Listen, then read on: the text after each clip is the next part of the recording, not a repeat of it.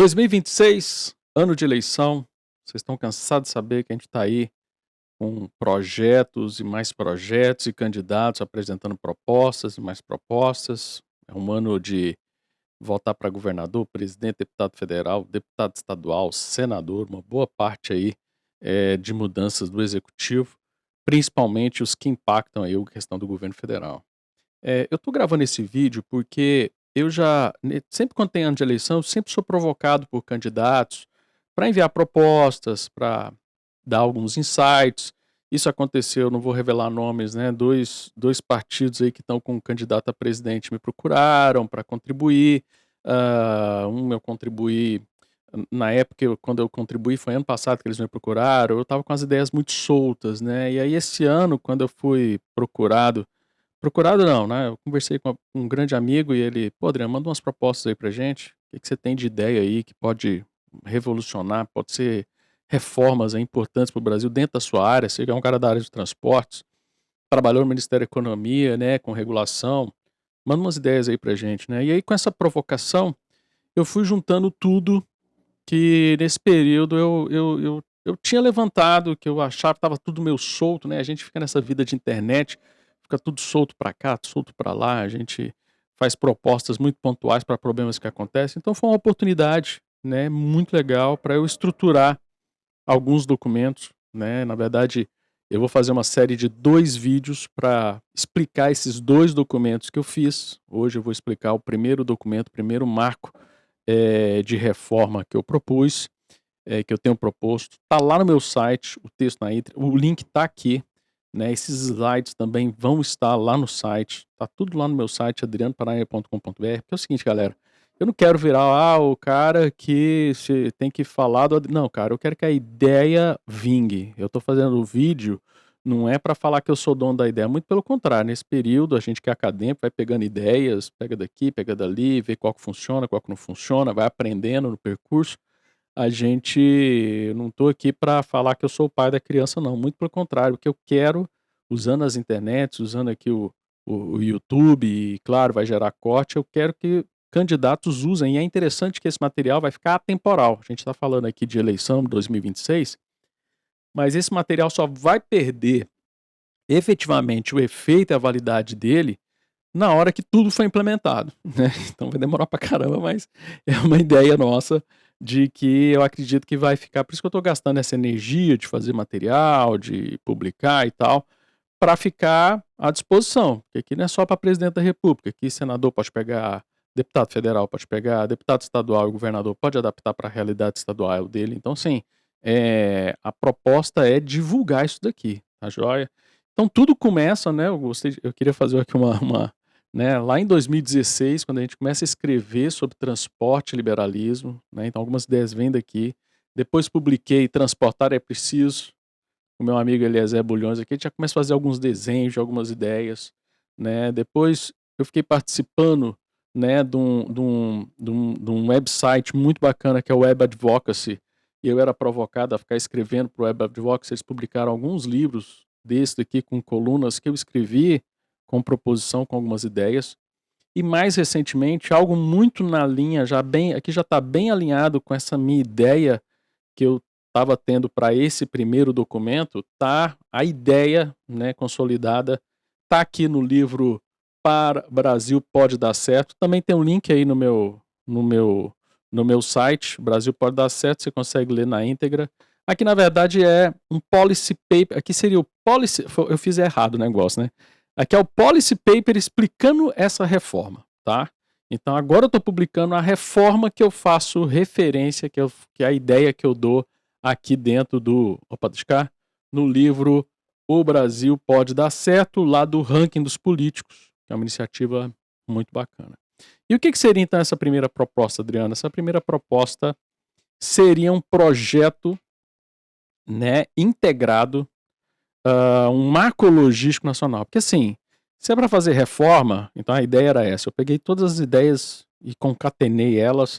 Como que a gente resolve o problema para a gente destravar a questão de infraestrutura do Brasil, principalmente na questão da modalidade de transportes, dos modos de transportes, tá? Todo dia tem alguém na internet falando: Adriano, ferrovias vai salvar o Brasil. Não, não vai, cara. Né? A gente precisa fazer uma integração entre modos de transporte. Precisa ter mais ferrovia? Precisa, mas precisa ter mais coisa. Precisava ter mais cabotagem, precisava ter mais gasoduto, poderia ter mais um monte de coisa quando a gente fala de infraestrutura modal, tá? E vendo a experiência recente que o Brasil teve de reformas, né? Nós tivemos no governo Bolsonaro, né? E eu não gosto de falar assim, governo Bolsonaro, porque parece que foi o Bolsonaro. Cara, teve muitas pessoas envolvidas, trabalhando duro por pequenas reformas que, unidas ali, dariam muito certo, mudariam o Brasil, né? Então a gente vê que as reformas funcionam. E uma das coisas que eu mais via dificuldade, que eu via mais problemas, foi o que eu resolvi atacar, porque era a causa da problemática das coisas que eu enxergava. Então, o primeiro ponto aqui que eu quero trazer é o meu diagnóstico, que eu resolvi chamar de cacofonia regulatória, tá? O que é essa tal dessa cacofonia regulatória? Nós temos uma selva de normas e muitas vezes, às vezes a gente fala assim, a agência reguladora tem uma série de normas que não conversa. Agora imagina quando a pessoa depende, ainda mais quando a gente quer falar de intermodalidade, quando a gente fala de multimodalidade que vai precisar de vários investimentos em vários tipos de transportes e cada uma fala uma coisa que é para fazer do que jeito para fazer.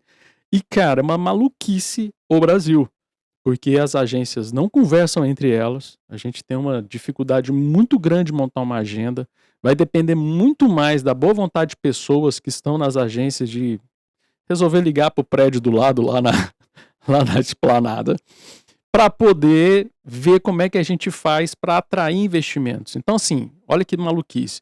Você tem ao mesmo tempo um monte de gente lutando para trazer mais investimento, mas sem querer o que ele está fazendo ali pode estar travando os investimentos do outro, né? E a gente tem que ter um pensamento multimodal para que o investimento venha e ele agregue as coisas e as coisas façam. Senão a gente acontece, por exemplo, o exemplo que eu acho que é o mais maluco do mundo, que é a gente fazer um metrô para chegar no aeroporto, que não chega no aeroporto, que foi o caso lá de Guarulhos. Então, assim, cara, faltou a conversa ali do pessoal que cuidava do aeroporto e a galera ali do metrô. Então, tá vendo? Você tem esse problema com essas agências. Então, a gente tem ali esse problema regulatório que eu vou chamar de cacofonia regulatória. Eu acho que eu fui o primeiro cara que falei esse negócio. Então, esse eu vou assumir que eu tô batizando isso daqui. Tá? Mas eu já tinha escrito lá no Transport Type Cs, em 2019, um termo que era o paradoxo da descentralização centralizada. O que é esse paradoxo da centralização descentralizada? A gente reclama que está tudo centralizado em Brasília, e é verdade. A Constituição coloca tudo lá em Brasília. Mas dentro de Brasília você tem, pessoal, todo mundo separado ali. E essas separações acabam fazendo com que você tenha o quê? Com que você tenha decisões importantes sendo tomadas em gabinetes isolados. E aí a gente vai ter esse problema dentro do Brasil. Então, a gente vai ter essa cacofonia gerando esses três grandes problemas, né?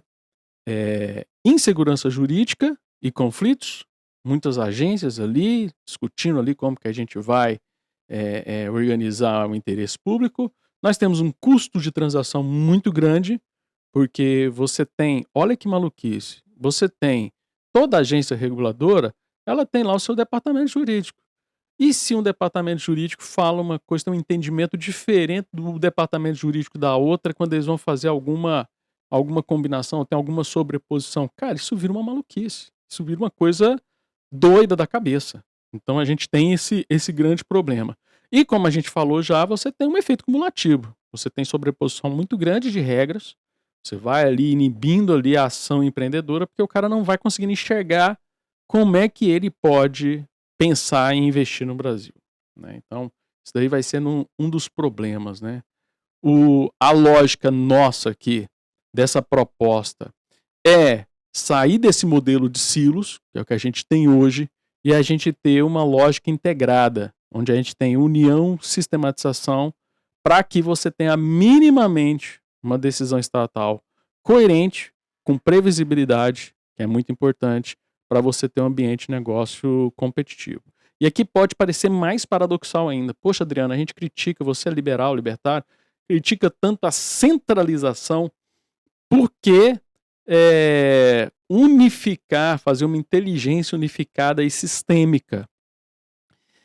Para a gente reduzir, a minha proposta é a gente reduzir esse problema atual, que a gente tem um monte de gente mandando em todo mundo. Se a gente diminui só para um, né, nesse momento, principalmente quando a gente fala de agência reguladora, a gente pode ter uma melhora de ter menos problemas sendo gerados. Tá? Então, esse é um ponto de vista importante. E eu estou aqui, queria muito, sabe, pessoal, tá fazendo uma proposta para acabar com a agência reguladora, para acabar com todos os problemas que nós temos, né, de decisão burocrática. Mas eu estou trabalhando dentro do possível, dentro da arte do possível, tá bom? Eu não estou aqui, infelizmente, eu não consigo, e eu estaria enganando vocês, eu estaria fazendo um conteúdo falando assim, é possível a gente acabar com as agências reguladoras? Não é, cara. Então, assim, pode ser, em algum momento vai ser possível, se a gente continuar trabalhando duro, mas enquanto a gente ir para uma solução de curtíssimo prazo, que é ano que vem, presidente, governador, deputado federal, deputado distrital, deputado estadual, senador, que quiser implementar essas ideias, é factível mesmo, porque boa parte já são partes de texto. Eu até, quando você baixar lá o PDF dos textos, eu ainda faço a marcação. Isso aqui foi baseado e melhorado do PL tal, do decreto tal. Que nem eu falei, eu só concatenei as ideias que eu achava que precisava fazer muito sentido elas estarem juntas, tá bom? Seguindo então, vamos fazer a análise propriamente dita, né? Então, qual que é a ideia principal? A ideia principal, que está lá nos artigos 1º e 2º, é a gente ter um novo ministério integrado. Qual que é a diferença aqui do que a gente teve lá no passado? Que a gente teve o Ministério dos Transportes, que uniu vários ministérios, e agora esse governo do Lula aí, ele soltou tudo de novo, né? A ideia é fazer, de fato, uma preocupação de infraestrutura e logística. Então, olha só, pegar o Ministério dos Transportes, o Ministério de Portos e Aeroportos, o Ministério das Cidades, por exemplo, o Ministério das Cidades sempre estava sozinho. Nós temos que trazer o Ministério das Cidades juntos, por quê? Porque boa parte da logística e do transporte no Brasil acontece dentro de regiões metropolitanas. Aonde é que estão os aeroportos? Região metropolitana. Aonde que estão alguns portos brasileiros? Regiões metropolitanas, né? Como é que as ferrovias, rodovias, toda região metropolitana tem uma ferrovia atravessando ela, toda cidade, até cidades bem pequenas do interior, quando você vê lá tem uma BR, tem uma GO, MG, SP passando no meio delas. Como é que você vai não pensar que aquilo lá está integrado? Tá vendo o problema? Aí fica um jogando, não, isso é problema da prefeitura, não, isso é problema do governo federal. Não, cara, vamos pôr esse povo para conversar, tá? E uma outra coisa aqui, que eu marquei de amarelo, é a separação na questão de você ter uma secretaria de portos e uma secretaria de hidrovias e navegação. Por quê? Assim, aí a gente teria uma secretaria de ferrovia, uma secretaria de hidrovia e navegação, uma secretaria de transporte rodoviário, uma secretaria de aviação civil, uma secretaria de portos, uma de mobilidade urbana e questões metropolitanas e uma de trânsito. Aqui estou trazendo também o pessoal do trânsito aqui para dentro, tá? Secretaria. Aí a gente extingue, olha só, de boa. Eu estou extinguindo, eu estou juntando 2 ministérios e estou extinguindo um ministério, o Ministério das Cidades não precisa. Por quê? Porque a gente também tem uma coisa que é importante de infraestrutura. O que é? Saneamento ambiental, questões de transportes, tá? Então, tudo isso, transporte urbano, tudo isso aí é o saneamento básico e transporte urbano vem para cá também. Adriano, mas aí só está transformando ministérios em secretarias. Aqui que tá o pulo do gato, galera. Quando a gente transforma essa galera em secretaria e a gente tem só um Ministério de Logística e Infraestrutura, a questão das diretrizes, todo mundo fica sabendo qual que é a diretriz de todo mundo, e outra é que eu só vou ter um departamento jurídico.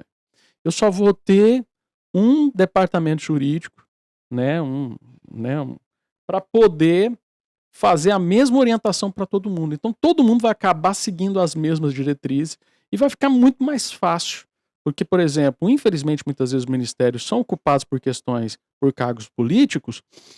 Se você diminui a exposição a vários políticos, pelo menos a gente vai ter o quê? A gente vai ter, o ministro tal compra mais a ideia da lei da liberdade econômica, o outro não compra. Então, a gente vai ter essa solução nessa estrutura dentro da minha perspectiva, tá? Saneamento ambiental, a gente mandaria para o Ministério da Saúde. Aqui viria o de infraestrutura de saneamento, tá bom? Viria para cá, tá? O capítulo 2, que é a unificação regulatória, que aí vem aqui vem um ganho gigantesco, né? Que é o capítulo 3. A gente vai extinguir todas as agências reguladoras de transportes. A ANTT, a ANTAC, a ANAC, tá joia? E vamos transformar tudo numa agência nacional de transportes multimodais, tá? Com um mandato de redução do custo do Brasil, eliminação de barreiras de entrada e estímulo à competitividade. Qual que é o objetivo? Uma nova ferroviária nunca vai inviabilizar a operação portuária, por exemplo. Sei o que não deu certo porque quando foi fazer lá a conexão da ferrovia com a rodovia não tinha uma norma, tal. Então aqui a gente resolve essa questão. Para quê? Para que todas essas competências fiquem na mão, de novo, né, de uma só diretoria, de um só departamento jurídico para decidir tudo, decidir a combinação, essa fusão de colegiado, porque é o outro grande problema de agência reguladora, pessoal. A agência reguladora tem o tal dos colegiados, que eles tomam decisões, e aí essas decisões às vezes mudam, porque às vezes, claro, às vezes as necessidades mudam, eles votam diferente. Então, se você tem um colegiado que não tem perigo da mudança dele atrapalhar a outra operação de outra agência, né? Se você reduz tudo isso para dentro de uma agência e o colegiado precisa se preocupar com todos os modos de transporte, ter realmente uma visão multimodal, aí sim a gente começa a brincadeira de verdade de pensar em infraestrutura para o Brasil, que é a multimodalidade. Um Brasil que tem litoral gigante, um Brasil que tem muita rodovia, que tem muita terra, então dá para fazer muita rodovia, muita ferrovia, e tem uma das maiores bacias hidrográficas do mundo. Se a gente não pôr isso daí para trabalhar em multimodalidade, a gente vai ficar com essa. Porque assim, eu sou da área de transportes, tá? Eu sou da área de transportes, e o que eu mais vejo, pessoal, é o povo brigando. O pessoal da hidrovia acha que o que vai salvar o Brasil é a hidrovia. O pessoal da ferrovia, o que vai salvar é a ferrovia. A galera do ônibus, não, o que vai salvar é os ônibus, que falta é mais investimento no transporte rodoviário, né? Aí tem o pessoal lá do Porto Marítimo, aí, tem uma galera que fala da cabotagem. Então, assim, cara, o que vai salvar o Brasil é a gente usar todas essas potencialidades. Vai ter lugar que é melhor ter uma hidrovia, mas essa hidrovia, ela não tem capilaridade, né? Ela precisa de um pedaço de ferrovia, ela precisa de um pedaço de estrada para poder chegar no porto. Então, assim, muita coisa é multimodal e depende de cada região do Brasil. Então, olha só, por mais que nós estamos aqui centralizando algumas coisas, na verdade a gente está acabando com esses ciclos regulatórios, a gente vai ajudar a gente a ter decisões mais regionais, já que a gente está pensando em vários modos de transporte.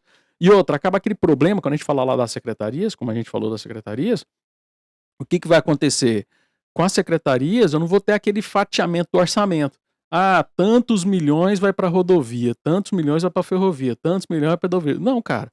Como vai para um ministério só, há uma facilidade de você investir em multimodalidade. Entendeu? Então, fazer investimento que une as coisas, né? Você faz ali. Quantas vezes você já passou numa rodovia e tinha lá uma ponte feita lá e não tinha cabeceira para entrar na ponte? Então, assim, né? Porque envolve ali o rio, tinha não sei o quê. Então, assim, é resolver esses problemas de obras que começam, não termina, porque às vezes faltou a parte da outra agência, da outra secretaria que não conseguiu terminar. Essa é a proposta, tá joia? Capítulo 2. No capítulo 3, aí sim, no capítulo 3, a gente vai falar de uma coisa muito importante, que é a autoridade multimodal consultiva. É aqui onde a gente vai dar, eu coloquei aqui o nome da guilhotina burocrática, mas é aqui onde eu vou trazer pessoas do mercado, né, que é onde eu vou descentralizar o negócio. Olha só, eu vou trazer pessoas, professores, né, então eu vou trazer aí as secretários, tal, esse pessoal, vamos criar uma autoridade multimodal para identificar o abuso, né, regulatório dentro da questão logística.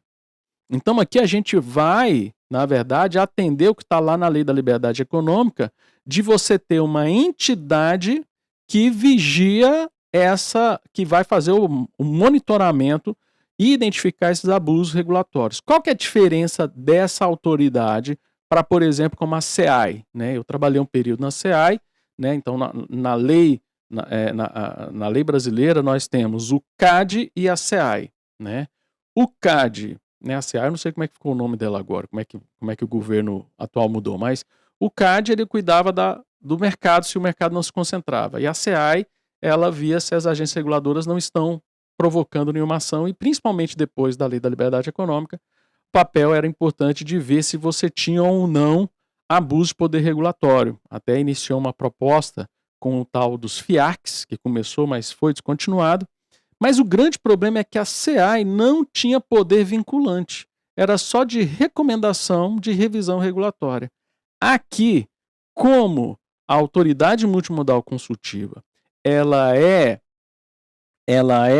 uma parte do Ministério da Economia, do Ministério da Infraestrutura e Logística, ela vai ter poder não só de recomendar, mas poder vinculante para falar para a Agência Nacional de Transporte Multimodal de fazer a revisão das normas.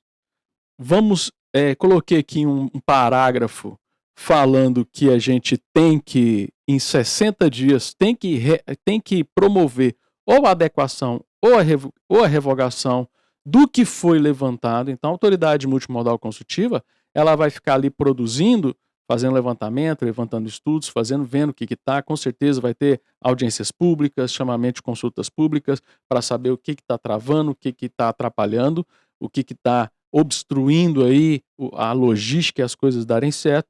E aí vai ser sinalizada a questão para a agência, em 60 dias, fazer esse processo, tá? Por quê? Porque a gente tem a necessidade da gente não ter um conselho nacional, porque o conselho, cara, fica lá aconselhando, fica lá dando ideia. Aqui é a gente ter o quê? A gente ter alguém que vai falar assim, ó, você tem 60 dias para mudar isso aqui, ó. Ó, isso aqui tá dando problema, isso aqui tem que acontecer, tá joia? E para acompanhar e para ter transparência de tudo isso, né, o que a gente vai fazer? Nós vamos ter aqui, ó, um observatório federal de transportes. Qual que é a ideia desse observatório nacional, federal, na verdade, de transportes, né?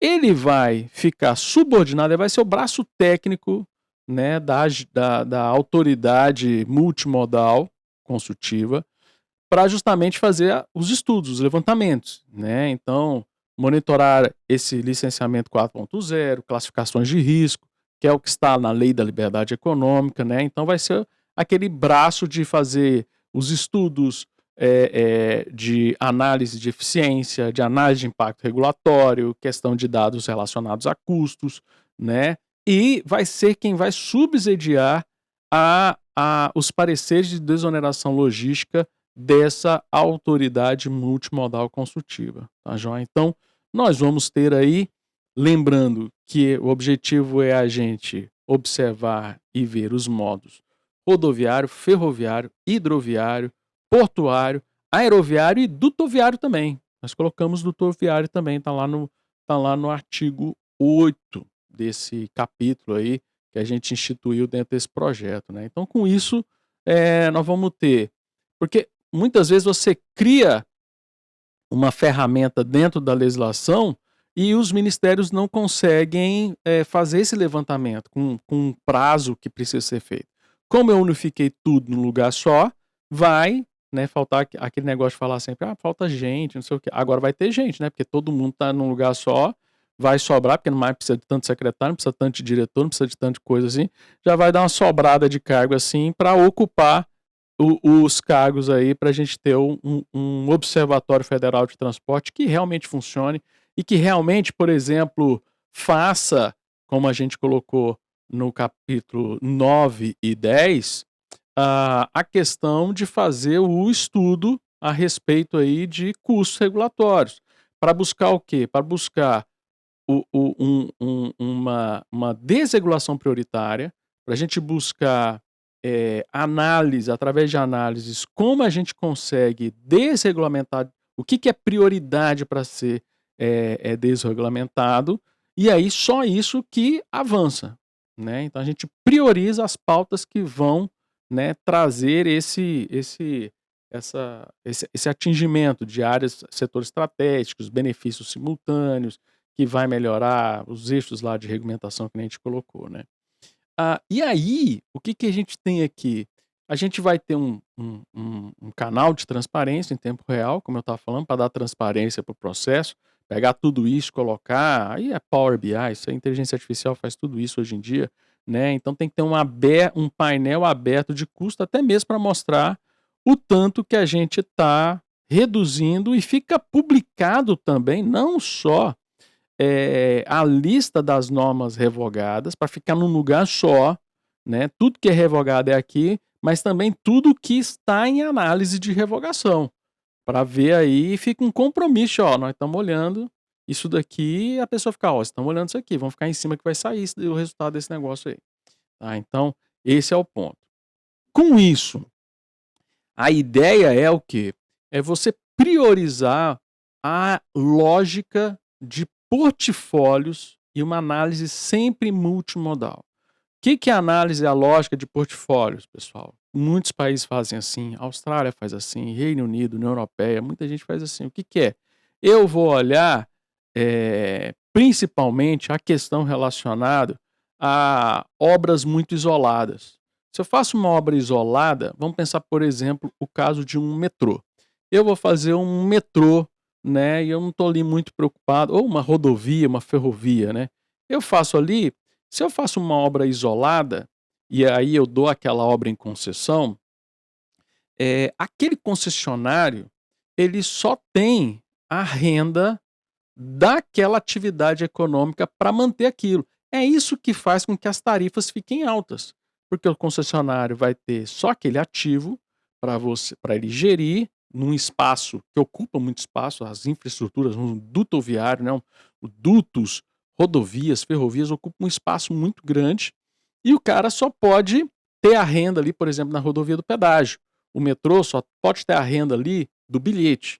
Então o que que a gente faz? Se a gente faz portfólios de investimento, se a gente traz essa combinação de investimentos, então eu tenho uma rodovia onde, além da rodovia, eu faço a concessão da exploração comercial, da exploração de marketing, da exploração, né, de postos de combustíveis. Naquela rodovia, ao lado dela, vai passar um duto de combustível ou uma fibra ótica, e tudo isso vai para o portfólio. Eu coloco também ali naquela região a possibilidade, um projeto que tem ali energia solar, fazendas ali de energia solar ao longo daquela. Então, eu faço esse pacote. Por quê? Porque a energia solar vai trazer um recurso para a rodovia, para o pedágio não ficar tão caro, e aí você melhora a viabilidade econômica. Né? Nós temos estudos muito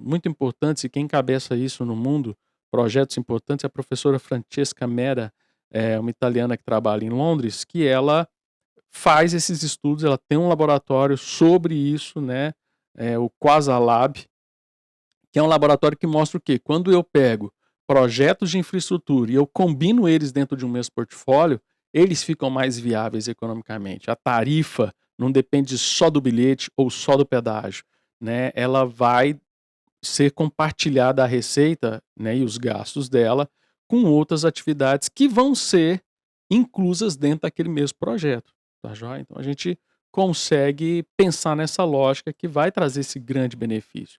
Então é aquela sinergia obrigatória de infraestrutura, que vai ser o artigo 13, que vai trazer essa questão de você realmente ter essa preocupação dos projetos, por exemplo, de armazenagem. Olha que legal, a gente pega aí, ó, um projeto de fazer energia o subterrâneo, armazenagem de grãos e ferrovia e energia elétrica, coloca tudo isso num grande portfólio, você vai ter viabilidade econômica, porque o silo garante uma receita para ajudar ali a começar a infraestrutura da ferrovia que vai ser beneficiada com esses silos. Então, assim, você vai fazer esses grandes encadeamentos dentro de um portfólio para ter esse investimento, tá joia? Mesmo porque a lógica de portfólio não é necessariamente quem vai gerir o portfólio e construir a obra vai ser quem vai tocar a obra. Então, o cara pode ser o cara que faz a gestão desse portfólio, de arrecadar recursos para investimento nesse portfólio, e ele delega em parceria, né, via várias, aí tem várias estruturas financeiras para você ter alguém que vai operar a ferrovia, aí você chama alguém que é especializado em ferrovia, você chama alguém especializado em grãos, e aí cada um recebe a sua parte, aí, então isso aí pode funcionar muito bem, como tem funcionado em alguns casos que a gente já pesquisou ao longo desses anos que a gente vem discutindo isso, né? Uma questão importante que a gente traz no capítulo 14 é a questão da blindagem financeira para as parcerias públicas privadas, principalmente quando a gente tem ali o envolvimento do governo para pagar a conta, né, para fazer aqueles rolos ali de maquiagem, pagar déficit primário, os recursos da CID, principalmente os recursos da CID combustível, eles serem direcionados exclusivamente para esses investimentos, então sem ter desvio aí de finalidade. Então você não pode contingenciar, né, o governo vai poder fazer essas maquiagens não para diminuir o déficit primário, tá joia? Então, a grande pegada que a gente reforça principalmente aí, retomando aí sobre os papéis aí da autoridade multimodal consultiva, vai ser justamente isso, porque com o tempo nós vamos ter não só a prática de portfólios, mas a gente já vai começar o quê? A gente vai começar a selecionar portfólios, porque vai ter vários investidores interessados em investir no Brasil, vão surgir várias possibilidades de portfólios, né? Alguns portfólios mais voltados para isso, mais voltados para aquilo, para um tipo de modo de transporte. Então, nós vamos ter um foco de seleção dentro dessa autoridade de projetos que tragam o máximo benefício, né? Então, a gente tira a decisão política se aquele investimento... Pô, gente, eu já presenciei tomada de decisão de onde ia ser uma estação de uma ferrovia, né, porque a cidade foi escolhida porque era a cidade do governador da época, gente. Então, assim, decisão política que interfere para sempre, porque depois você constrói aquilo ali, não tem mais jeito de tirar, vai gastar muito mais dinheiro para pôr no lugar que efetivamente traria melhor benefício para a sociedade. Então, assim, a gente blindar efetivamente, né, o blindagem da reblindagem para focar no benefício e tirar a questão política. Ingerência política é para acabar com essa proposição, tá? E com isso, né, eles têm aí esses 15 artigos que eu falei. A ideia é justamente ter essa lógica. Qual que é o desenho, né? O desenho é isso, ó. Ministério de Logística, né, para você ter uma unidade tanto política como orçamentária, porque por mais que a gente falou de blindagem, acaba tendo uma influência, mas pelo menos você não vai ter a cacofonia de muita coisa e todo mundo agindo por interesses políticos e as coisas desenrolando, né? A unificação regulatória de uma única agência de transportes, né? Essa agência de transportes, ela vai ser subsidiada e subsidiária, na verdade, por essa autoridade que vai demandar do Observatório Federal de Transportes os estudos necessários para falar para a agência reguladora o que precisa melhorar, o que precisa ser feito, né, e acabar, de fato, finalmente, com essa cacofonia regulatória, esses silos regulatórios e melhorar o nosso transporte brasileiro. Acabando, gente, acabando com aquela coisa de tem que fazer ferrovia, tem que fazer hidrovia, não, tem que fazer o que dá certo, principalmente combinações, multimodalidades. Multimodalidade é um caminho sem volta, né? Você fica, quando, por exemplo, você tem uma matriz multimodal bem organizada, você, por exemplo, o diesel fica caro, aí você começa a jogar mais na hidrovia, porque consome menos diesel, ou você, tem algum problema climático, você joga para cá, joga para lá. Então assim, a gente consegue dentro dessa estrutura multimodal, joga lá para cabotagem. Então assim, quando você estrutura melhor a multimodalidade, você tem possibilidades. Hoje a gente não tem. Faz lá greve dos caminhoneiros, parou o Brasil. Por quê? Porque a gente só tem rodovia. Então, essa é a contribuição que eu estou querendo deixar aqui registrada. Tá ficando lá no meu site, como eu disse agora há pouco, tá ficando lá no meu site, o texto na íntegra. Cara, eu fiz até uma exposição de motivos, que é para justamente falar assim: "Ai, por que que é importante, o que que é legal", uma explicação de cada artigo. No meu site tem um preâmbulo, né, explicando a ideia, as motivações, e aí depois tem os PDF, tem o PDF da legislação, do anteprojeto de lei propriamente dito, com a exposição de motivos, e esses slides se você quiser apresentar, às vezes você é um assessor, quer mostrar para o seu deputado as ideias e tal, o cara pode, pega, copia, mostra. O que eu quero é que deputado, senador, candidato a presidente, todo mundo compre a ideia, seja um pedaço aqui, um pedaço ali, mas o que eu quero é que o Brasil dê certo e a gente destrave o Brasil, tá joia? Pessoal, tô gravando então, finalizando esse primeiro vídeo, né? Vou colocar na próxima semana, ou se você estiver vendo, e já deve estar disponível, um segundo vídeo com uma outra proposta de reforma que eu fiz para gente consolidar essa ideia de como que a gente pode melhorar o Brasil com as minhas contribuições do que eu vivi, do que eu já escrevi, do que eu participei da política já. Tá bom, pessoal? Muito obrigado, segue meu canal, se inscreva e ajuda nós aí para a gente divulgar as ideias. Valeu e um forte abraço para vocês. Tchau, tchau.